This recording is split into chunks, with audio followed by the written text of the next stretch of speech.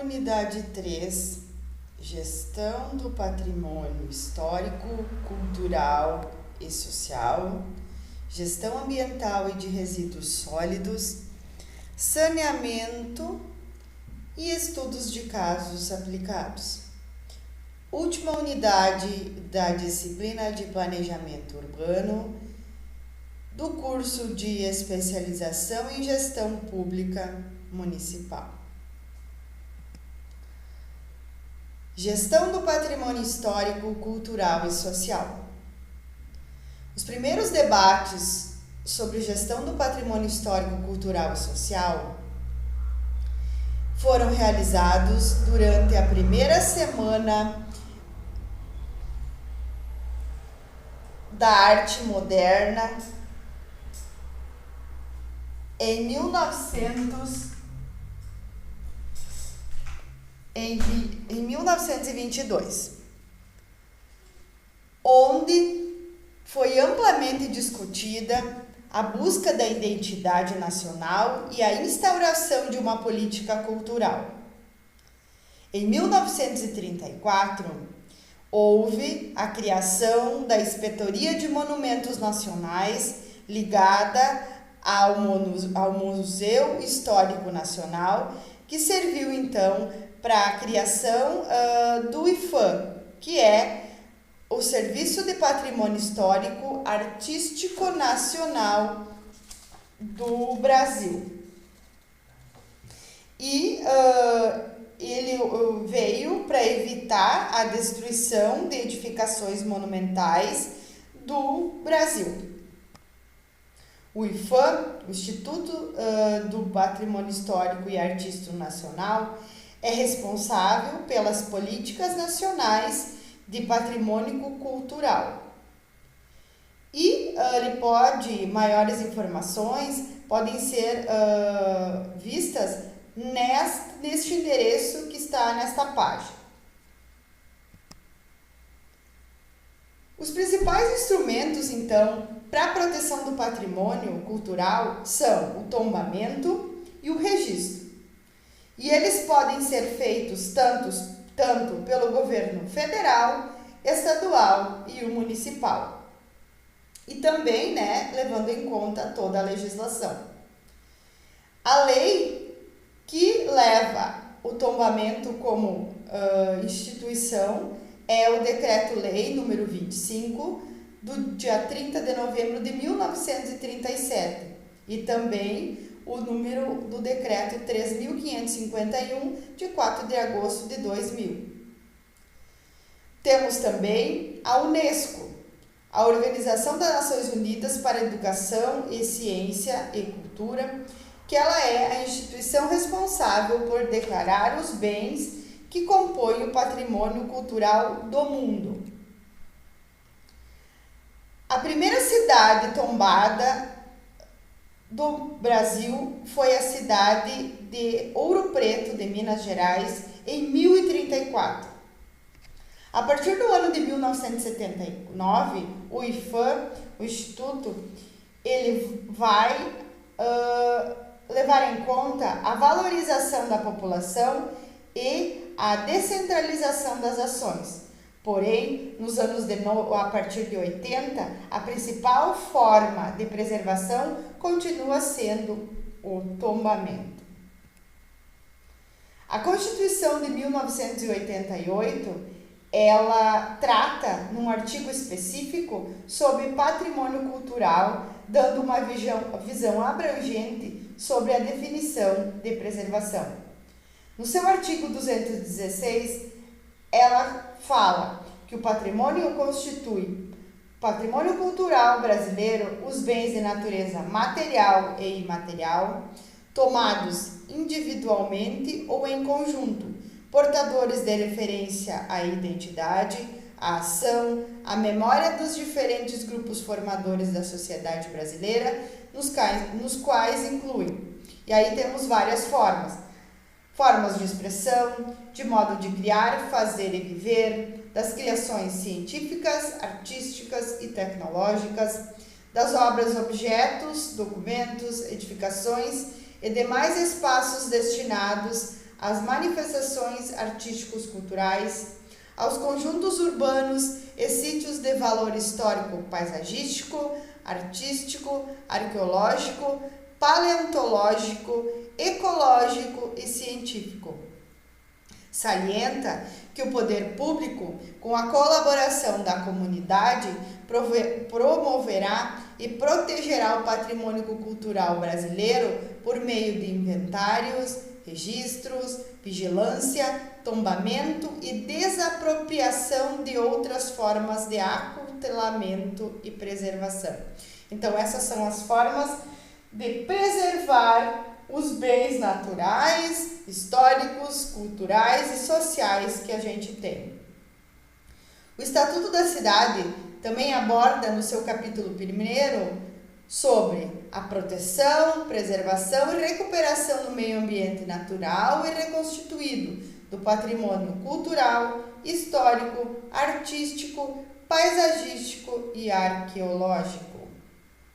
No ano de 2009, foi regulado pelo IPHAN o conceito de paisagem natural, que fala que a paisagem cultural brasileira é uma porção peculiar do território nacional, representativa do processo de interação do homem com o meio natural, a qual a vida e a ciência humana imprimiram marcas ou atribuíram valores, ou seja, é o que tem algum valor para a sociedade.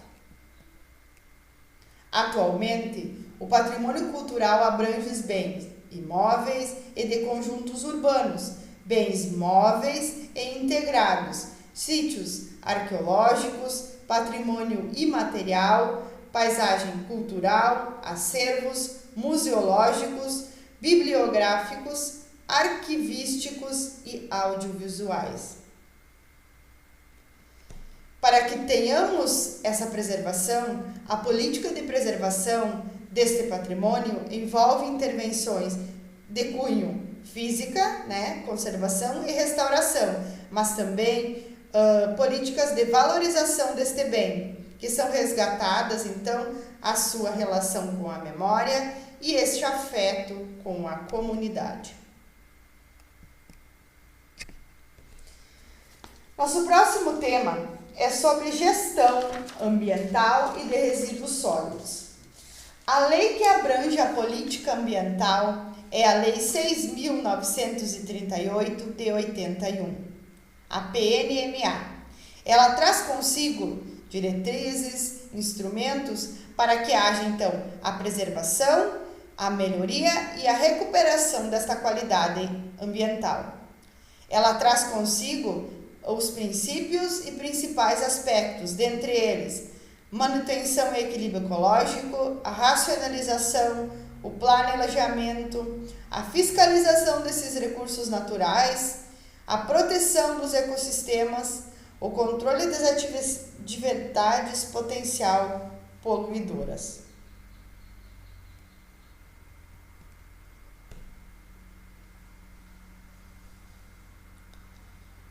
Por meio desta lei, os órgãos ambientais limitam a fiscalização e a atuação das empresas, fazendo com que essa exploração do meio ambiente ocorra e que ainda ocorra, então, uma qualidade de vida. A Política Nacional de Resíduos Sólidos, a Lei 12.305 do ano de 2010, a PNRS, ela estabelece instrumentos e diretrizes para os setores públicos e as empresas lidarem com os resíduos gerados. O que são os resíduos sólidos? Os resíduos sólidos são todos os materiais que estão sem serventia, dentro de todos os processos, dentro de uma empresa ou dentro do que sobra de um lixo de uma casa e que chegaram, então, ao fim de uma vida útil, que eles podem ser perigosos ou não. Perigosos têm o seu destino. Por exemplo, num posto de saúde, destino do lixo específico para o destino de lixo específico. Estamos falando no geral. O lixo sólido, de resíduos líquidos sólidos, eles têm 15 objetivos, tá? Então, a lei, ela trata os resíduos sólidos, né? A Política Nacional de Resíduos Sólidos, ela tem 15 objetivos. Então, são o primeiro, a proteção então da saúde pública, desta qualidade ambiental. O segundo, nesta geração, a redução, reutilização, reciclagem, o tratamento desses resíduos sólidos, bem como então essa disposição final adequada. O estímulo à adoção de padrões sustentáveis no produto e também no consumo desses bens e serviços. Aprimoramento e o desenvolvimento de tecnologias limpas, então, para amenizar esses impactos. A redução do volume desses resíduos perigosos. O incentivo também na indústria para que se use a reciclagem, então, né, o reuso de matérias-primas, né, de insumos derivados recicláveis, a gestão integrada de resíduos sólidos, que haja também uma cooperação técnica entre o poder público e o poder empresarial, então, uma gestão integrada dos resíduos, que haja uma capacitação técnica, né?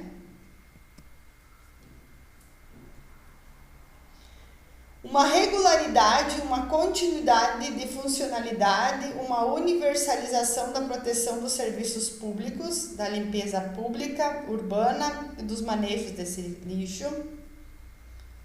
O incentivo dos catadores da reutilizáveis, né? Dessas ações que envolvem essa responsabilidade, a prioridade por parte das partes governamentais de contratação de produtos, então, reciclados, de bens e serviços, obras que sejam compatíveis com o padrão de consumo ambientalmente sustentáveis. Estimula a implementação da avaliação do ciclo de vida do produto, então os produtos que tenham, estimula o produto que tenha a vida correta, né, menos poluidor principalmente. Incentiva o desenvolvimento de sistemas de gestão ambiental, reaproveitamento dos resíduos e estima a rotulagem ambiental, né, o consumo sustentável, que aí existem vários selos ambientais, né, muitas empresas já existem, né, tem esses selos ambientais, agrega valores aos produtos, né, as empresas já têm, então isso também faz a empresa ficar sustentável e o produto agregar valor e também ter mais sustentabilidade. O que é a gestão integrada? A gestão integrada é um conjunto de ações, então, de procedimentos, que busca soluções para os resíduos. Essas ações, elas estão em 5 dimensões, ligadas às dimensões política, às dimensões econômica, ambiental, cultural e social, sempre levando em conta, então, o desenvolvimento sustentável, que é, então, o principal foco de todos os objetivos, né, de todas as ações. E essas ações, né, levam as administrações públicas e as empresas, então, o propósito, então, de levar, então, tanto na coleta, o tratamento e também a disposição, então, final desse resíduo sólido. Então, não adianta coletar de forma correta, ter a coleta seletiva, mas se depois o tratamento e a forma da disposição final é feito de forma errada. Na verdade, para se ter uma sustentabilidade e fazer de forma correta, ele tem que ser a coleta, o tratamento, a disposição final tem que ser feito de forma correta. Então, a caracterização das fontes de geração é muito importante, os volumes gerados é muito importante, bem como o tratamento, que a gente está falando, né, a disposição final tem que ser correto.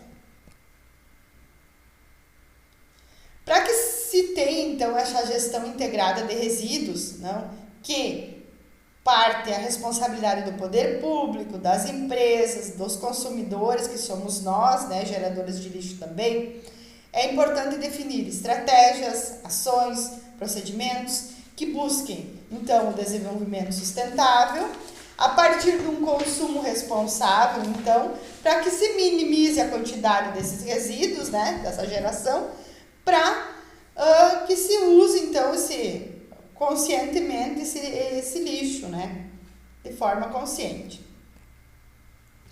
De acordo com essa geração de resíduos, né, há alguns crimes ambientais regulados pela Lei 9.605, né, que são classificados em crimes contra a fauna, contra a flora, crimes ambientais em geral, crimes que provocam, então, danos à saúde pública, né, a parte da poluição hídrica, abastecimento público de água, a adoção de medidas na parte preventiva, né, no caso de dano ambiental, contra a administração ambiental, no caso de empresa, deixar de cumprir obrigação, né, que é muito importante, né, a forma de armazenamento de substância tóxica, né, que é nociva à saúde humana.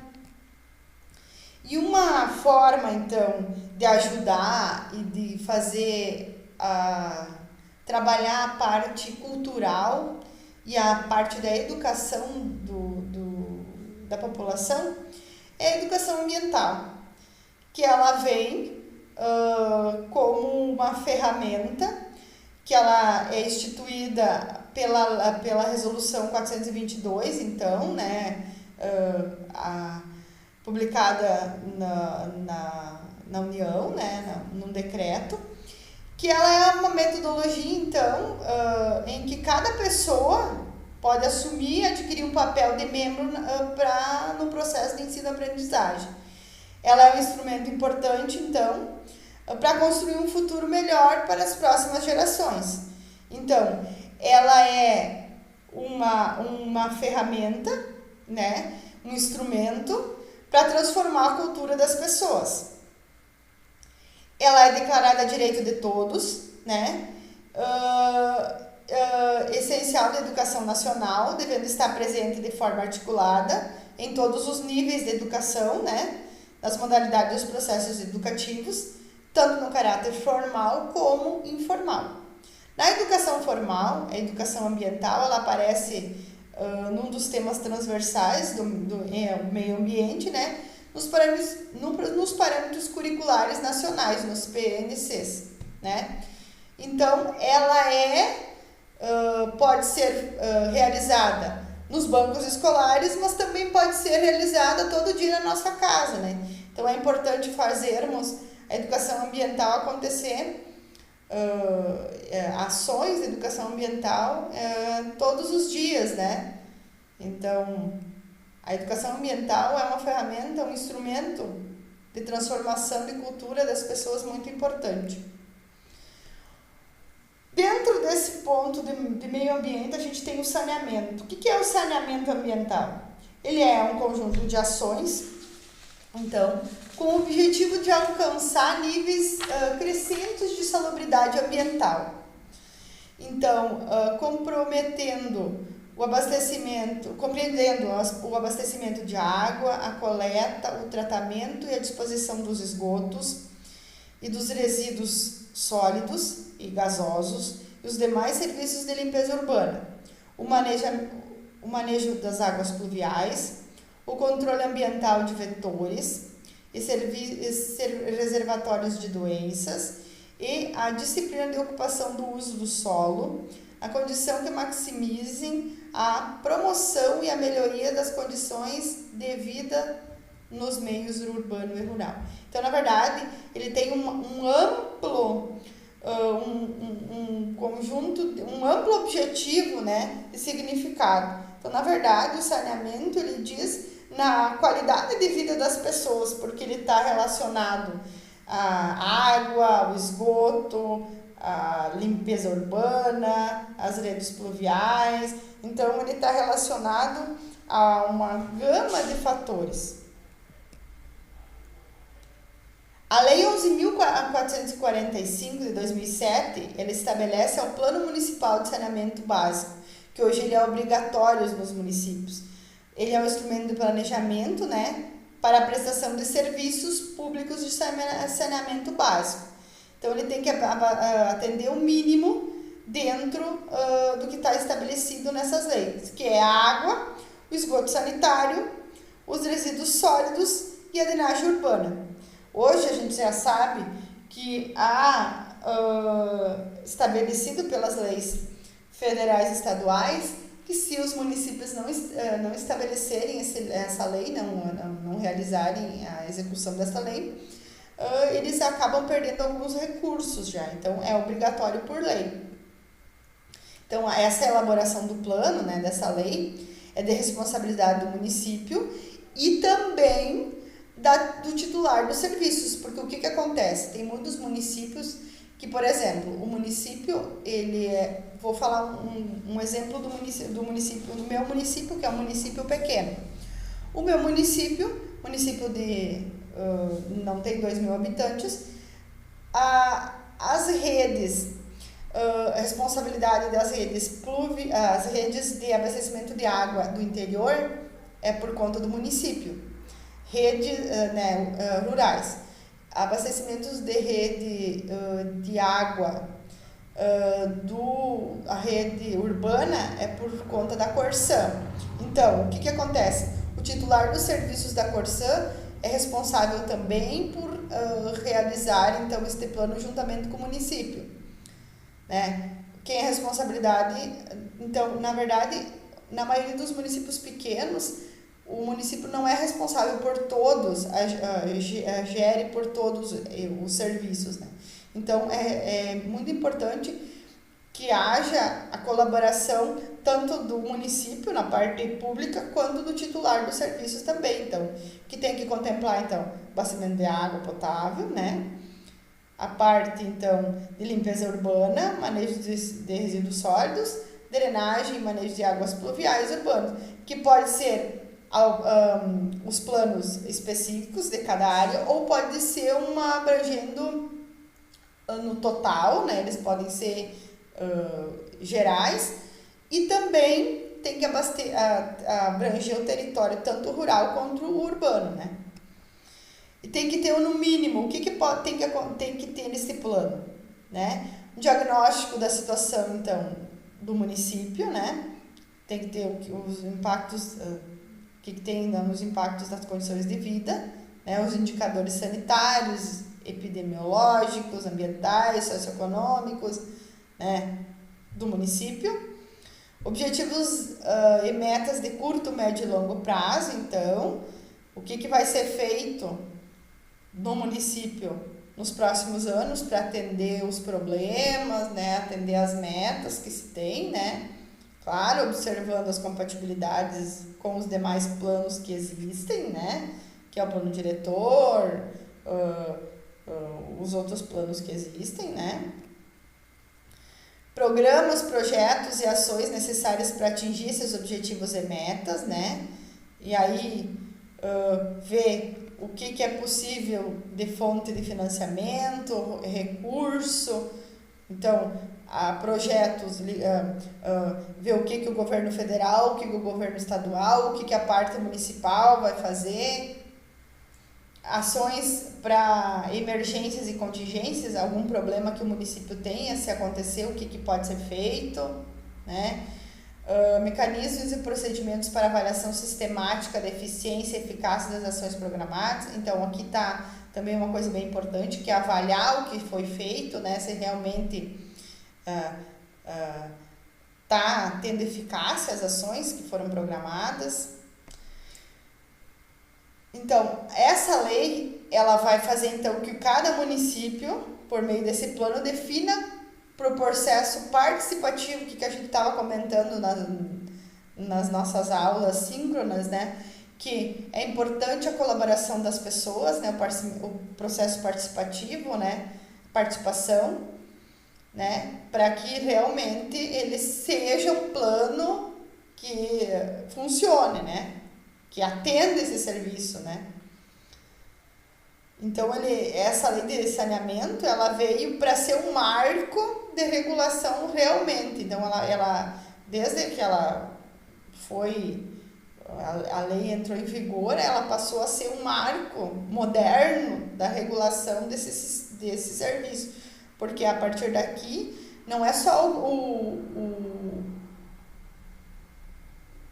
prefeito, o setor público, mas sim o engajamento de todos os setores, né? Porque, por exemplo, a parte dos resíduos sólidos, a gente tem um engajamento do setor público, das empresas e do consumidor. Na verdade, são todos responsáveis pela geração, pelo tratamento, né? Pela coleta e pelo tratamento final dos resíduos.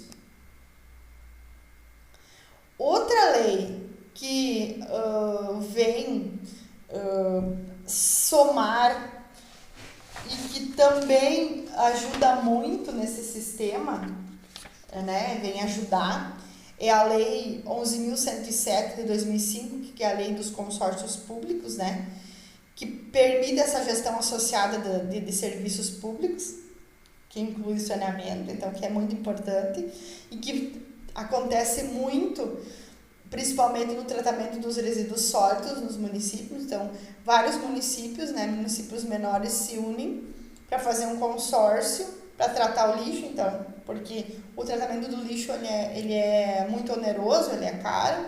Então, o que acontece? Vários municípios se unem, né, fazem a coleta e há o tratamento apenas num dos municípios, né, o tratamento e o tratamento final, né, num desses municípios. Então, outra coisa que deve ser levada em conta e que é muito importante é que o plano de saneamento ele é local, ele é do município, mas ele é de dimensão regional, ou seja, ele está relacionado a várias outras políticas de saneamento, né? Ao meio ambiente, né? A recursos hídricos, a parte do desenvolvimento urbano, porque está relacionada ao uso e ocupação do solo, a parte de infraestrutura, né?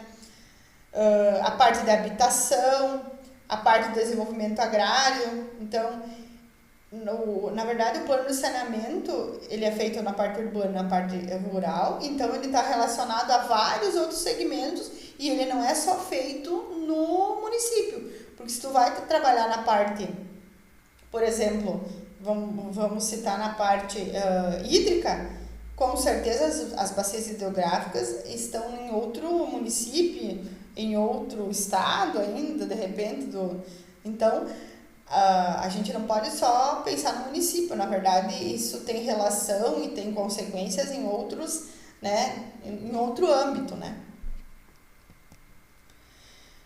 Uma ferramenta que a gente tem, né, e que é obrigatoriedade de todos os municípios, é o Sistema Nacional de Informações em Saneamento, que é o SINIS, que é vocês podem ter acesso, o site, se vocês colocarem lá, SINIS. Os municípios, temos no Brasil em torno de 5.570 municípios, tá? Então, todo ano é feito a coleta de dados sobre abastecimento de água, sobre esgotamento sanitário, sobre resíduos sólidos urbanos e sobre drenagem e manejo de águas pluviais urbanas do ano anterior, tá? Esse site, esse Sistema Nacional de Informações em Saneamento, ele é reconhecido internacionalmente, né? O SINIS é o maior e mais importante sistema de informações do setor de saneamento brasileiro. É um sistema que apoia-se em um banco de dados que contém informações de caráter operacional, gerencial, financeiro e de qualidade, que é sobre então, a prestação de serviços de água, de esgoto, de manejo de resíduos sólidos urbanos. que está dividido, o sistema está dividido em duas partes, que é água e esgoto, o Sinisai, e resíduos sólidos, o Sinis-RS. É uma base de dados totalmente pública e disponibilizada gratuitamente, tá? É uma base de dados que é realizada há vários anos, tá? Aqui a gente pode perceber que nós temos um apanhado da coleta do ano de 2021, né? 2020, né, na verdade, porque o que acontece? Sempre as informações são do ano anterior, então aqui as coletas realizadas no ano de 2020. Então, são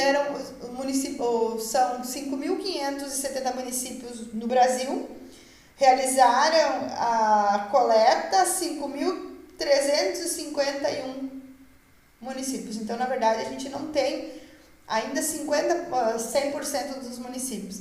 E aqui dá para ver quanto por cento dos municípios que estão realizando, então, quantos são os municípios que realizam, então, a coleta. E aqui dá para ver quantos realizaram em cada um dos segmentos, tá? Quantos foram os participantes, tá?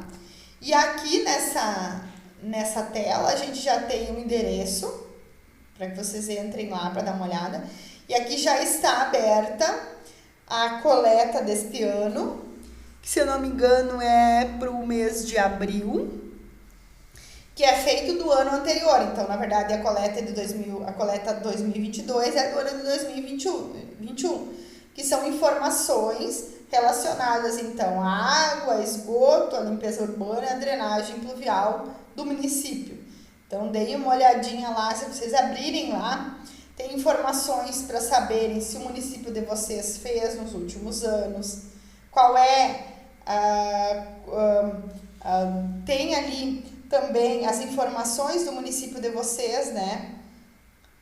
Porque o que acontece quando vem porque são várias enquetes, né? Várias perguntas relacionadas a esses temas, né? E aí é feito e é colocado no sistema e depois gera relatórios. Então, vocês têm acesso a esses relatórios depois, então vocês conseguem ter uma noção de como o município se encontra, né? Então, é bem importante e é uma forma também de ter um diagnóstico do município, se essas respostas, se essas perguntas foram feitas, né? As respostas dessas perguntas foram feitas realmente corretas. Então, é um diagnóstico do município, então é bem importante. Vocês têm um diagnóstico, então, além do Sinis, tem articulação, é importante, tem o Sinisa, que também é levantamentos relacionados a saneamento, tem o IBGE, tem o censo, né, que é relacionado ao IBGE, tem o PNAD, que é a Pesquisa Nacional de Amostra de Domicílios, tem o PNSB, que é a Pesquisa Nacional de Saneamento. Então, na verdade, o que é importante? Articular todas essas informações, que são diagnósticos que são realizados. Tem que tem que se pesquisar, são informações que estão públicas, né? Tem que se pesquisar para se ter noção. A partir daqui tem, às vezes, diagnósticos, né, do município da gente que a gente nem sabia que existem. Então, na verdade, articular essas informações, ver se realmente são corretos, porque às vezes esses diagnósticos eles não estão corretos. São feitos, às vezes, por estimativas, né? Então, é importante haver essas articulações de todas essas pesquisas, né? E chegamos, então, aos estudos de casos aplicados. O que são os estudos de casos aplicados? São os exemplos de sucessos, né, de todos esses assuntos que nós tratamos, então, nesta disciplina de desenvolvimento urbano. Sobre o desenvolvimento urbano específicos, sobre gestão de serviços e equipamentos urbanos, sobre o uso e ocupação do solo, sobre mobilidade urbana, sobre gestão do patrimônio histórico, cultural e social, sobre gestão ambiental e de resíduos sólidos e sobre saneamento. Coloquei aqui cidades inteligentes, Smart Cities. O que são essas Smart Cities? Estudos e casos aplicados. As cidades inteligentes, elas levam como objetivos a qualidade de vida, né? Inovação, investimentos, a gestão, planejamento, importância no modo de gestão, né? Modo de governança, o modo de desenvolvimento de políticas públicas, buscando soluções então integradas que levam então essas tão desejadas transformações urbanas. Estimulam então uma melhor articulação entre as prefeituras, entre os empresários, entre acadêmicos, técnicos e entre os demais autores, né, do processo envolvidos nesse desenvolvimento sustentável. Temos alguns, vamos dizer, exemplos brasileiros. Temos São Paulo, Rio,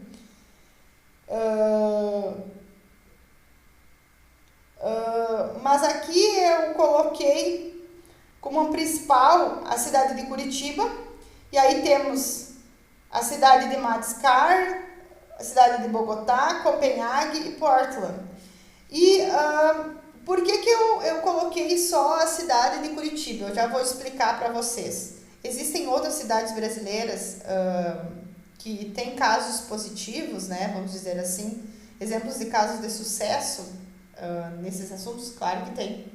Mas eu coloquei Curitiba porque eu vou explicar para vocês que existem muitos elementos que levam Curitiba a ser um dos exemplos, tá? Então, essas cidades inteligentes são cidades resilientes, cidades flexíveis, né? Com essa capacidade de adaptação. O que elas fizeram? Elas fizeram um diagnóstico, né, dessas potencialidades para desenvolvê-las.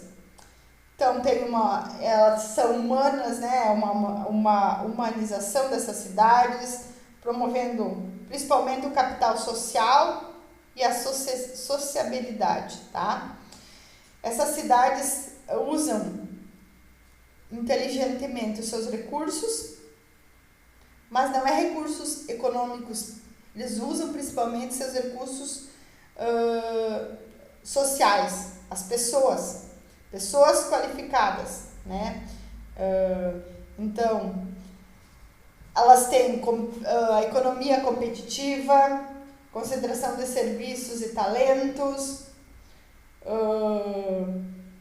cidade que atrai e retém as pessoas, pessoas que se sentem felizes onde estão, cidades criativas, né? Que tem tecnologia, tem gestão, tem qualidade de vida, tem participação do cidadão, que um dos principais objetivos, né, característica dessas cidades é a participação principalmente dos cidadãos, né, voltada para o desenvolvimento dos cidadãos.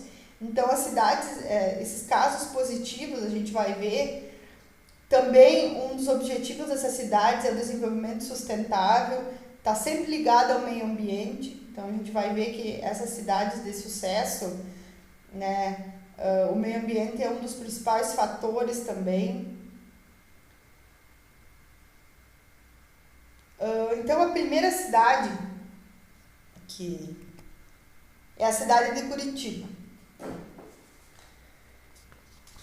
Uma das principais características dessa cidade é a mobilidade urbana, que a gente quando a gente trabalhou ali a mobilidade, eu já citei que ela é um caso de sucesso, né, por causa da mobilidade.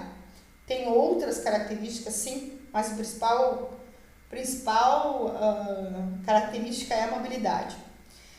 A cidade de Curitiba, ela integra a lista das 21 comunidades mais inteligentes do mundo.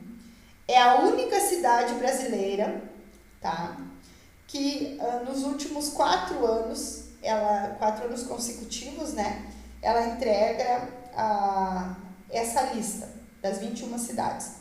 Ela está junto com cidades da Austrália, Estados Unidos, Canadá, Taiwan, né, Nova Zelândia, e é a única brasileira. Então vocês vão entender o porquê que eu coloquei a cidade de Curitiba. Claro que tem outros casos positivos, temos um ranking também das cidades inteligentes do Brasil, mas eu coloquei a cidade de Curitiba porque é um dos exemplos e é uma das cidades que está entre as Smart 21, né, inteligentes do ano de 2022. Esse ranking foi divulgado agora em fevereiro, no dia 25, é uma associação, Fórum de Comunidades Inteligentes, é uma organização sem fins lucrativos, sediadas no Canadá, fazem pesquisas de políticas das comunidades inteligentes, né, que envolve, então, ecossistemas das cidades, focados na criação de empregos e desenvolvimento econômico sustentável. Essas 21 cidades, essas comunidades inteligentes, elas foram selecionadas com base em dados quantitativos e qualitativos, submetidos, então, a esse fórum de comunidades inteligentes, então, com essa pesquisa, que é validada e avaliada por um grupo de analistas, e que ela coloca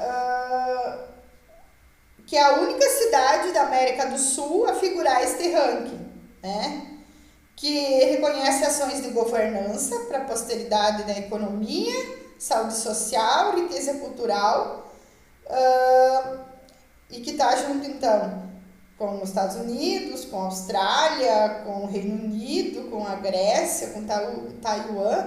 Então, na verdade, algumas características, então, da cidade, então, de Curitiba. A cidade de Curitiba, ela vem ganhando, então, vários destaques, né, na parte de tecnologias. Ela é chamada também como Vale do Pinhão, porque existem muitas araucárias lá, né? Então, existe muito o cultivo do pinhão, né? A parte, então, cultural, então, os faróis do saber, de inovação, a parte das tecnologias, né? Saúde Já, que é uma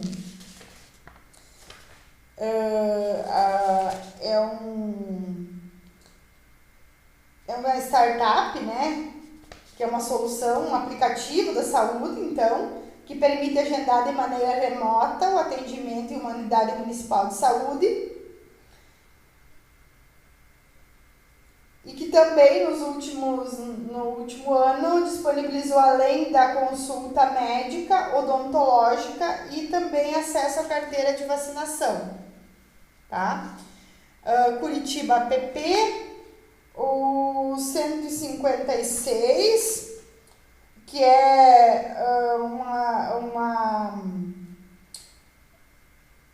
uma central 24 horas, que é uma comunicação entre o cidadão e a Prefeitura de Curitiba, online, ou é por telefone online, então registra demandas, solicita informações, então, Star Digital, Urbstax, então assim, existem várias. Além do que não está aqui, ainda temos a Rua da Cidadania, que são em torno de 10 unidades, que são locais que funcionam como extensão da prefeitura nos bairros, né, usados para emissão de documentos, né, como carteira de trabalho, recarga de cartão de transporte, apoio para o microempreendedor, parques, né, em torno de 40 parques e bosques, né, são disponibilizados espaços de lazer, cuidado com o meio ambiente, então, em toda a cidade. Um exemplo aqui é o Parque Birigui, né? Possui mais de 1.400.000 metros quadrados. Um incentivo grande aqui que é a parte do microempreendedor também. Soluções de informação, a parte de acesso à internet. Então, a parte que mais caracteriza Curitiba é a mobilidade, que é o BRT, né, o ônibus rápido, que é o que já foi comentado na outra unidade, né, que é a referência a décadas, que é mais agilidade, custo reduzido, encurtamento das distâncias, do tempo, né.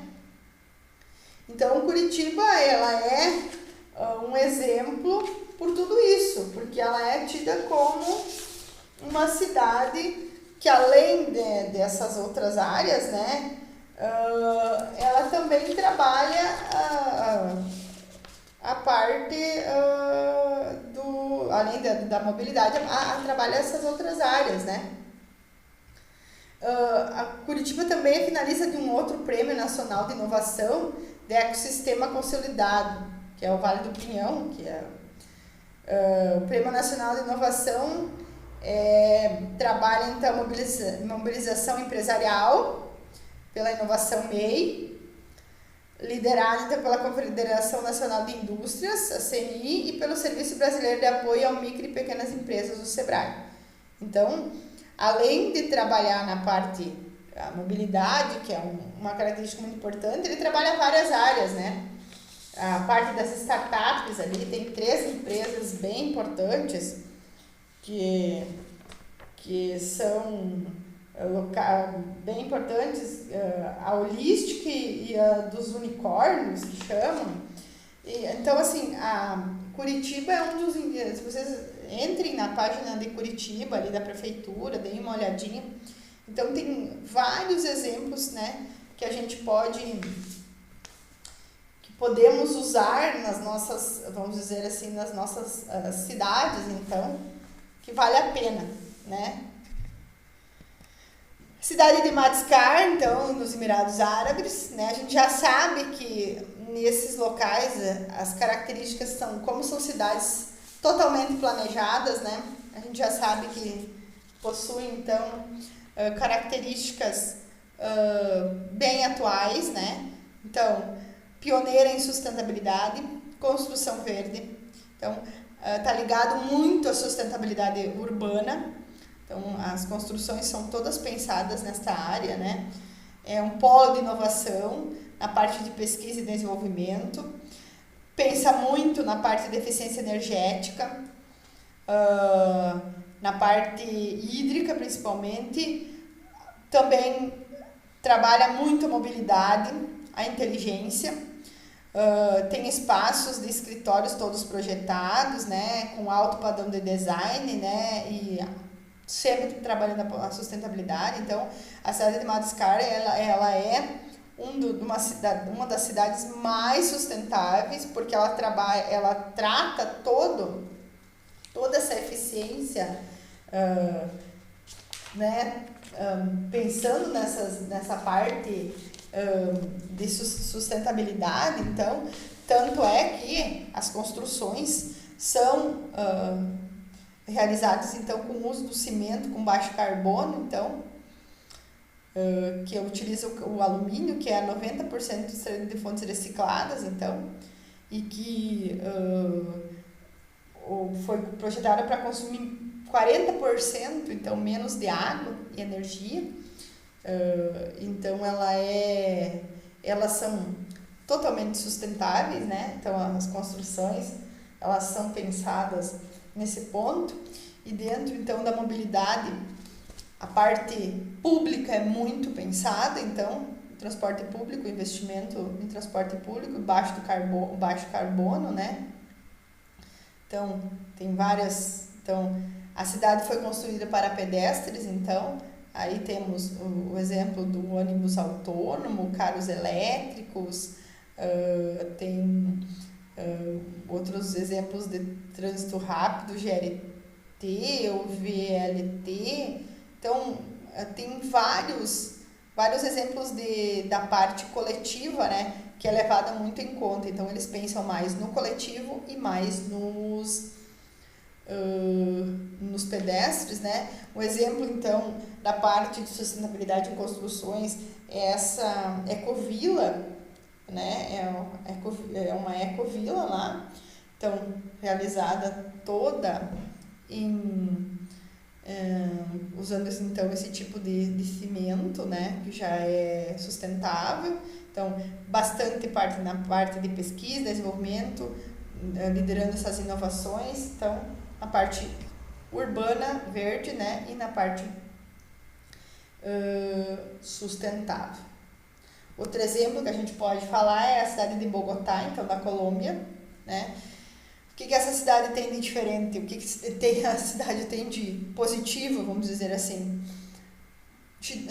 A parte de tecnologia, né? Então, o governo trabalha muito a parte digital, né? Cidade inteligente, muito conhecimento, tem muito empreendedorismo, né? Aqui se trabalha muito a parte do setor público e privado, né? A parte pensando nos cidadãos, então eles os benefícios vêm todos em reflexo para o cidadão, né? Geram propostas, soluções para os cidadãos, né? Aqui se tem a preocupação dos edifícios inteligentes, né? Também. O que se tem muito aqui é a parte da sustentabilidade urbana, então, por exemplo, a rede elétrica. Sensores de adaptação automática, né, na iluminação pública, né, monitoramento do consumo de energia e água, monitoramento da pressão de água dos dutos de controle de vazamento, monitoramento do nível de água de reservatórios. Dentro desse tema, então a gente tem os edifícios inteligentes, o Alpazo Plaza, ele é uma moderna, ele praticamente ele é sustentável. Então ele trabalha, ele tem uma estação de tratamento de água pluvial, ele tem iluminação de LED, ele tem filtro de ar que mantém o ambiente limpo de bactérias, de poeira.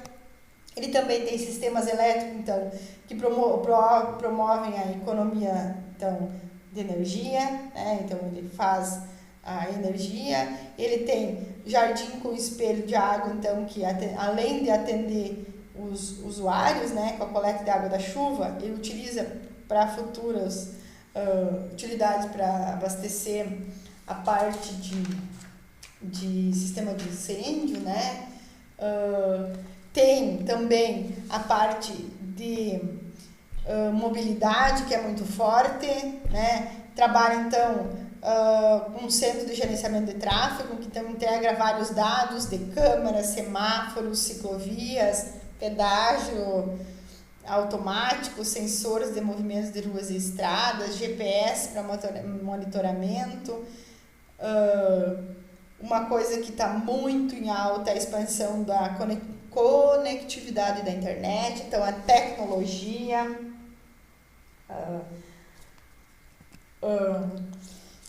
Outra coisa que eles têm, um plano de ordenamento territorial aqui, que eles têm, que é o conceito da cidade em 15 minutos, que eles querem fazer com que o pedestre não ande mais que 15 minutos, né? Não se desloque mais que 15 minutos para atender às suas necessidades básicas, né, diárias.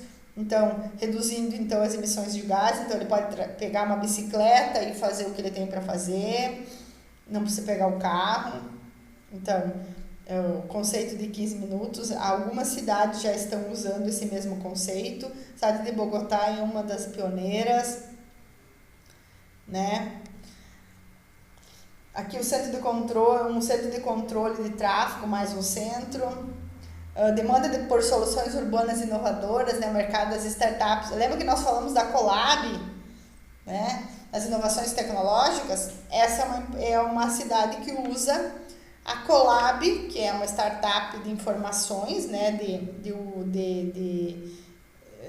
diagnóstico de informações, a capacidade de coleta, de processamento de informações entre o poder público e o cidadão. é uma cidade que usa a startup da Colab. É um modelo e que dá muito certo, que é um dos exemplos Colab, que a gente já falou na outra unidade, nas tecnologias, né? Então, é uma coisa... outra coisa que Bogotá tem que é muito positiva é o monitoramento ambiental. Então, ela faz então o conhecimento dos seus problemas, né? Que é da chuva, a estrutura do solo, o tráfego, as vulnerabilidades, né? Os desastres, né? Então, ela tem o objetivo de compreender eficientemente então essa parte, né? Para responder adequadamente então com ações mitigadoras. Então é da parte bem positiva na parte ambiental, então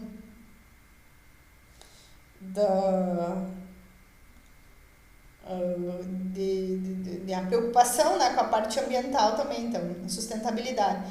Então vejam que são várias áreas, né, que as cidades estão, não é. Na verdade, essas cidades inteligentes que a gente fala, cidades com esses casos positivos, né, com esses estudos de casos aplicados, elas não trabalham uma área só, né? Elas não desenvolvem, não são positivas numa área só. Normalmente, elas trabalham várias áreas e uma área, na verdade, é uma cadeia, uma área, ela é apoiada na outra, né? Uma outra cidade que também é muito positiva, né, em vários casos de sucesso, é a cidade de Copenhague, na Dinamarca, né? Ela tem uma meta que é atingir a neutralidade do carbono, né, até 2025. Estamos perto, né? Ela tem um grande crescimento, né, um foco no grande crescimento, né? Qualidade de vida e também na quantidade de empregos, né, para as pessoas. A cidade investe muito na mobilidade urbana também verde, né, pensando na qualidade de vida, né, além, né, pensando então parte ambiental, né, sustentabilidade, além da gestão de água, de resíduos, a parte de edifícios sustentáveis, energia renovável, como a energia eólica, a energia solar, usinas verdes, biocombustíveis, né? Então, na verdade, a parte ambiental é muito, muito forte. E se vocês notarem, na verdade, não é só uma coisa. Aí a gente está relacionado à água, na verdade, a energia, biocombustível, parte verde, parte de resíduos. Na verdade, é uma soma de fatores, né? Por exemplo, ela está usando, né? A cidade está produzindo calor a partir de resíduos municipais. Ela usa o resíduo sólido para produzir o calor, né? Numa usina que ela tem, né? Substituindo a queima do carvão. Tecnologias inteligentes, então, nos desafios, então, na urbanização com as mudanças climáticas, então, as paredes verdes, né, a gente pode perceber as tecnologias, o uso das paredes verdes, né, na parte da construção sustentável. Outro ponto bem forte é a mobilidade, né, a cultura da bicicleta em Copenhague. Então, são mais de 338 quilômetros de ciclovias. Então, em torno de 40% das pessoas pedalam diariamente. 90% das pessoas têm bicicleta, né? Então, é muito, muito grande, né, a quantidade de pessoas. A capital conta com estacionamentos para bikes, estações de metrô e de ônibus, possui então, na hora de pico, os semáforos sincronizados, então, para permitir que os ciclistas circulem nesse horário, então, em torno de uma média de velocidade de 20 km por hora. Copenhague é tida como a cidade mais caminhável do mundo, né? organizada. Também um ponto positivo da cidade é o uso da iluminação de LED, então, para criar uma cidade mais inteligente, então, a cidade a cidade inteligente, então, ela instala então redes de sem fio, né? Aumenta a segurança dos ciclistas nas ruas, reduz também a energia, ajuda a vida dos motoristas de caminhão, economiza energia, né, que a gente falou, com essas trocas, então, por essas lâmpadas comuns pelas de LED, então, também facilita o processo da comunicação wireless, né, de comunicação das tecnologias, né, em vários pontos da cidade.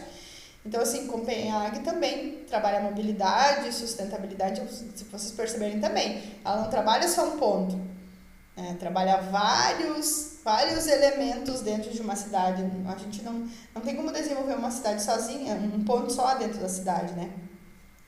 Outra cidade que também tem pontos muito positivos é a cidade de Portland,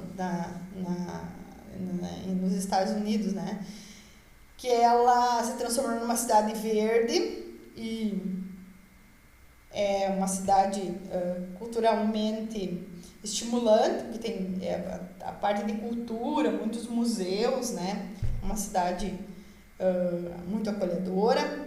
A meta é transformar a região melhor lugar para morar do mundo até 2040. Também tem a meta para reduzir quantidades de quilômetros de viagem, então, dentro da cidade, criando bairros compactos, completos. Então, o que tem nesses bairros? Lojas, tem os locais de trabalho, tem as escolas, tem os serviços públicos, né? Então, a ideia é criar dentro de um próprio bairro, que esse próprio bairro consiga sobreviver, com lojas, com o local de trabalho, com a escola, com o serviço público, né, o lazer, né, que a pessoa não precisa sair daí, fazer grandes distâncias para conseguir se manter. Um outro ponto positivo também na parte de mobilidade, né, é a Biketon, as bicicletas inteligentes, que é a tecnologia embarcada, que é uma bicicleta que permite um monitoramento remoto, que com isso a cidade espera então reduzir custo, a manutenção, então a parte da sustentabilidade. Então elas podem ser com esse sistema as bicicletas podem ser compartilhadas, retiradas e travadas em qualquer lugar das estações, né? É uma cidade que tem muitas empresas multinacionais, então o que isso significa? Muitos empregos, então a parte econômica também é muito forte, né? A cidade criou ecodistritos, então, que é esses ecodistritos? Eles tentam também trabalhar a parte de diminuir as distâncias, né? Que tentam promover o quê? Entre meio ambiente, o equilíbrio entre meio ambiente, qualidade de vida e prosperidade.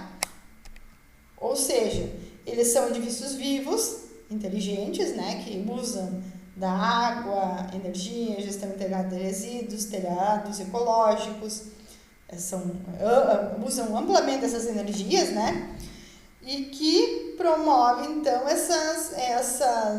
estimula essas parcerias com o setor privado, público, né, nessa gestão de processos inteligentes, então, para criar essas tecnologias inovadoras.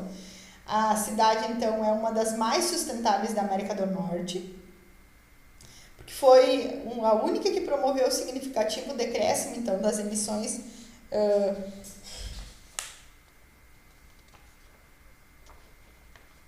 de gases, então,